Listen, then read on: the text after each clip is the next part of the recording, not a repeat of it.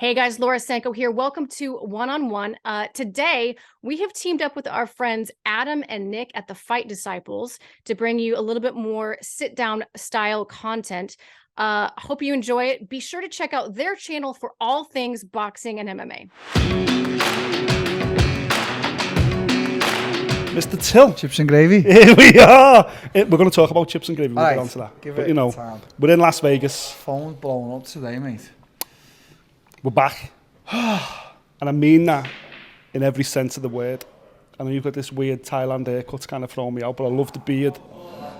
But talk to me about this fight, what it means to you, where you've been. No, because it's been a mad year.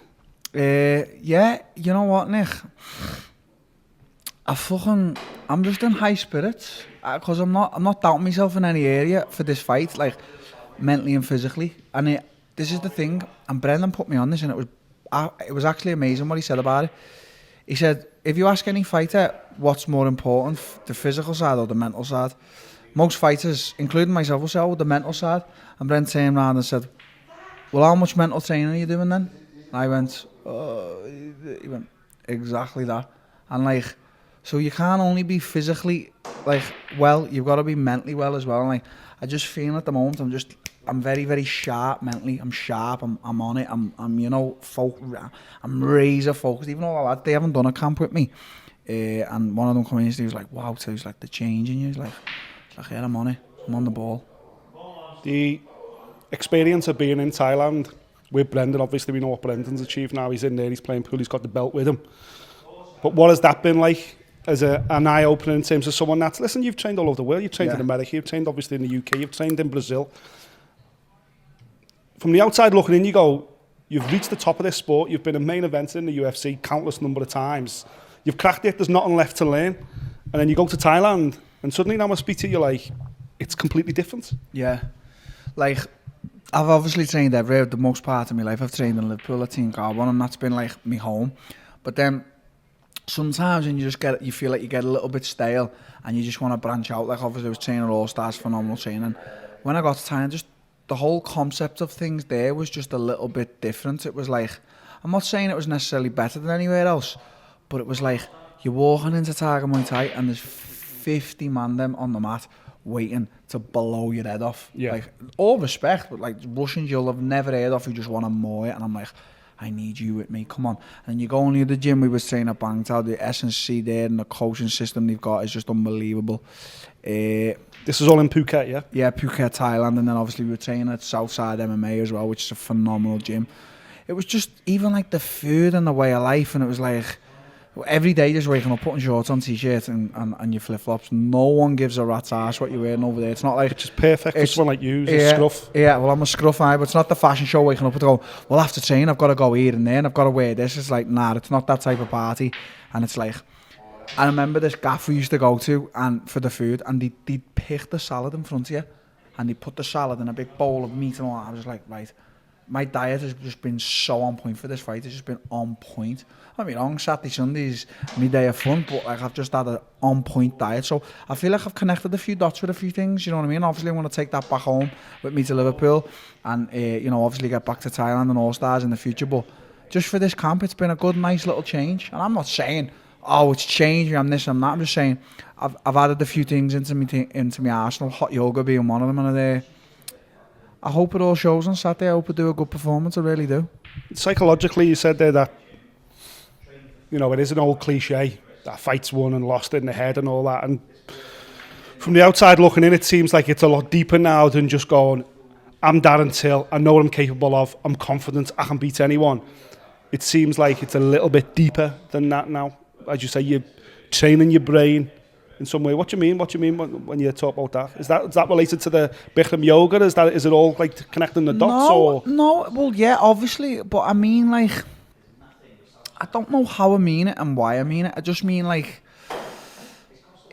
when Brendan said that to me, it actually lit a little bit of thing inside. You know, it was like, okay, so you don't need to go to the gym every day and just absolutely savage your body.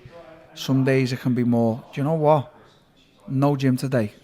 We're going to do something else. We're going to do something that doesn't even work your body. We're just going to work the mind. So you know, I would have never had that mentality back in the day. I'd have been like, you have to break the body every day, you just have to train hard. That's how I've always been. And, you know, I'm feeling, as I say, my body's great. I feel phenomenal shape, but I feel I'm very sharp. I want to keep saying the word sharp. I feel very sharp in the mind and the brain. I feel like mentally I'm just on it. When was the last time you were this switched on? When was the last UFC fight you can think of where you were this focused? And I was very much switched on for the Whittaker fight. I do have to give myself credit there. You know, me and my coaches back home, Colin, that and Team Carbon, like that camp was phenomenal. It was during COVID. It was like couldn't do anything else. They couldn't do anything else, but it wasn't even couldn't do anything else. We didn't have no training patterns. We were just in the gym grinding. But we had a great camp. We done like a keto diet and stuff like that. And it was a great camp. Obviously, in the 5th round, I wasn't willing to go that extra mile, was I? So, but you know, that was a great camp, razor focused. The fight before that, Gaslam, obviously, was a great one as well. I've had a lot of good ones. There's been a few where I'd say the Brunson one and the Masvidal one where I haven't really. I don't know. I feel like with the Masvidal fight, I took him a little bit too lightly. I do really, like, all credit to him, mate. He got the absolute job done, but I just wasn't for that fight. I wasn't focused at all. And for obviously the Brunson fight, like, he won fair and square, but it just wasn't me in there. You know, I didn't have the full capability of my own body structure. Even like when you see me walking out, you can tell I don't want to be there. Yeah. Like Saturday, I'm going to be like walking. I'll be like obviously nervous and all that, but I'll be in a good pace. I'll be like, come on, let's just get this on. Let's get this on the road. So, you know, I'm very focused. I've done a lot. I've fucking worked hard. I've worked my absolute bollocks off. Got no corners. Let's not get that twisted. Yeah. One thing, because I've been around you a long time and I've seen you in camp a long time. The difference with you being in camp in Thailand means that, okay, you're away from home comforts and you're away from Colin, who's been an instrumental part of your career your entire life. However, I've also seen you in camp in Liverpool and you'll run around like a blue-ass fly. Yeah. And you're from the gym to here and you're going to your uncle's and then you're flying over there and then you're going there and you literally haven't got a minute to yourself. Yeah. And I think that's what you mean by psychologically you're not there. Maybe, yeah. Because you've got too much going on. Maybe. Training's like part of your day, not your whole day is just training. Yeah, maybe. I mean, I'm not. I don't know how to pinpoint it exactly, but I feel like you've pinpointed it a little bit there as well. It's like, I mean, okay, I could turn around and say, well, it wasn't a good thing because, or someone could turn around and say, well, it wasn't a good thing till because your newborn child was born the day before you went to Thailand, and now in my head, like, all I've done this camp is train, focus, and overnight just miss my children and my girlfriend and my family. Like, I'm constructing a fucking solid family. Like, I've got a great home back in Liverpool. I've got the most beautiful kids on earth. Doesn't compete with anything else. They're just the best. So it's like... Real men make girls, right? What, real men make girls? Yeah, Kobe Bryant. Kobe Bryant, mate, the man of girls. But I seen my newborn for one day and now I haven't seen it. I don't know her. So, like, for me, it's a big I haven't gone off and left my family behind and gone off to do bullshit. I've gone off and absolutely sacrificed and put work in and gone in the gym to, like, there's been days I've gone in the gym and thought, I don't want to go in here and do this with him or that. Oh, I've got to spar with him. Like, but I've absolutely sacrificed a lot. And now I'm in a position, Nick, as well. Like, listen, I'm not going to sugarcoat it. I'm a partner in quite a few successful businesses at the moment. Like, life is good on the entrepreneurial side. Like, I've got my hands in a few pies and I used to make jokes about it, but like, I'm at a stage. Like, I brought the UFC to Liverpool. Do you know what I mean? I like one of the most successful MMA fighters to ever come out of England. Like, I could probably say, you know what? Legacy's done. Legacy's done. England. I can always say I was one of the best. This, that, the other. Brought the UFC to Liverpool the first time. I could say all that. Nah, mate, fuck all that, jack shit, all that, mate. I want to set out what I actually promised myself years ago. I want to be one of the best MMA fighters going, and I've got a lot of years to do that. I'm in my 20s, so, you know, loss, win, loss. So just don't stop. Just do the Mike Bisping effect, the Charles Oliveira effect. So, listen, to be successful in any way in your life, you've got to make sacrifices and you've got to spend time away, unfortunately, away from the family. There was a time a few years ago when you would make a comment about the kids going like, well, it's not, I'm doing it for me, it's not for them.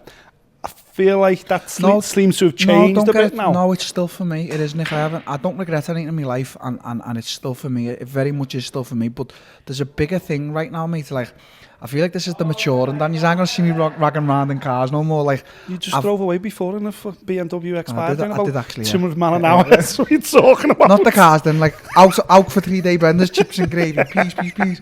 What I mean is, it's just like, if you'd have asked me 2 years ago what I want to do after this fight, I'd be like, yeah, I can't wait to get out with the lads and do this. Honestly, I cannot wait for this fight to end, and I'm going to be checking what time my flight is. I want to get back to my family and spend Christmas at home. Obviously, be going out, have a few, but it's just like, a few things have changed, man. It's just a few little things have changed. Do you know what I mean? It's like, it still is very much for me, but I can't wait for my kids in a few years to really understand the concept. Because like, it's funny, right? Obviously, I get recognised everywhere I go, all over the world. Liverpool's a little bit different because people are just so used to seeing you, and obviously it's Liverpool, different. But I've been out a few times and Zara sees people coming up to me getting pictures, and I know she's totally confused because she's a very sharp young girl. She's so sharp, and like, I can't wait for her in a few years to be saying to her sister, like, oh, that dad's this and that. Like, yeah. Come on, the dad going into school and everyone, like the parents are telling Nick, oh, it's Darren Till, like the way they probably do with Gerard and everyone. Can't wait for that, man. Like, my daughter to have a proper little bit of pride, because me 9-year-old now in Brazil, she knows exactly who I am. Like, she's actually just made her own little Insta and all that, and she's like, Dad, like, so-and-so follows you and all that, and I'm like, do you know what, that's proud for me, man. Like, of course. Got a 9-year-old there, I'm very proud of her and my other daughters, really am. I'm proud of my whole family I'm constructing at the moment, I really am. I love them to bits. Yeah. So that makes the sacrifice 10 times harder then, of course, spending 10 weeks in Thailand, holding your baby once and then flying out the next day. That's hard, that's sacrifice. No, it is, Nick, honestly, I'm panning for them, can't wait to get back, but as I say, there's a job to be done, and there's a fight to be had, there's a sparring session to be had, let's call it. Just got to do my work on Saturday and then get home and enjoy the fruits of my labour, you know, no matter what, mate. I've put fucking real effort and work into this life. I've never come off the path. I have for stints, but what I mean is the path's always like in my head. I've always thought about it, no matter what. There's never once been a time where I've gone, Dad, you know what? I do really believe now. I think if there is a time, going to come a time when I go, do you know what? Oh, do you reckon I should just half call this? I do think I'll probably go to yourself. Be honest with yourself now, Till. Because I'm one of the most honest people about. Jack it in. That's never happened, no matter what. No point have you ever thought, fuck it. No. I'm doing well. I've got money in the bank. I've got other things going on. No, I haven't. It's mad. It's crazy. I've never thought like that, ever. Like, obviously, I've got my hands in all these little pies and fucking, you know, all my little budding businesses are all firing all cylinders, and like, I've got a fucking, my dream house that most people would love to have. I've been living in shit trenches in Thailand. Me and Brendan, smanky all flip-flops, fucking jumpers. This jumper's from fucking a newsagents for $30, all that. Like, mate, I couldn't be happier doing that shit. Do you know what I mean? That's me. Like, don't get me wrong, I don't mind a little Gucci now and then, chips and peas and gravy, you know that, but I swear to you, like, yeah, that's it, the raggedy life.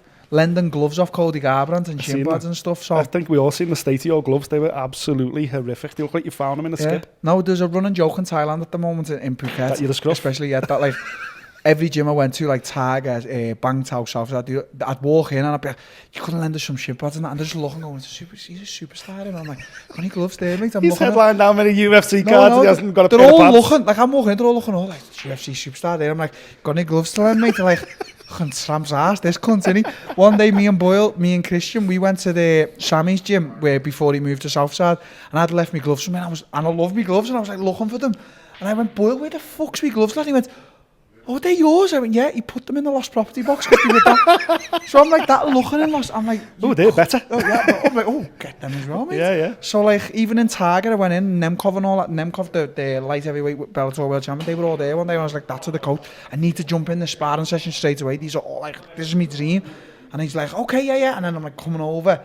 And every day I went back to Target for sparring. I was asking for like shin pads, gum shields, gloves, and it was just like, he always says it to, you know what, I know it's so funny, he's like, oh, I love it though, he's like, you just come in with nothing and you just get the work done. I was like, that's how it's gotta be, innit, mate? Yeah, Brendan's exact, I think me and Brendan get on because we're like, very much alike to that fact. I know he's a man kind of Liverpool man, but I proper love him, he's a fucking proper good guy, so I've got a lot of time and respect for him. What was that like, watching him win that PFL belt, knowing the work that he's put in, not just the last 15, 16 years, but for the specific camp.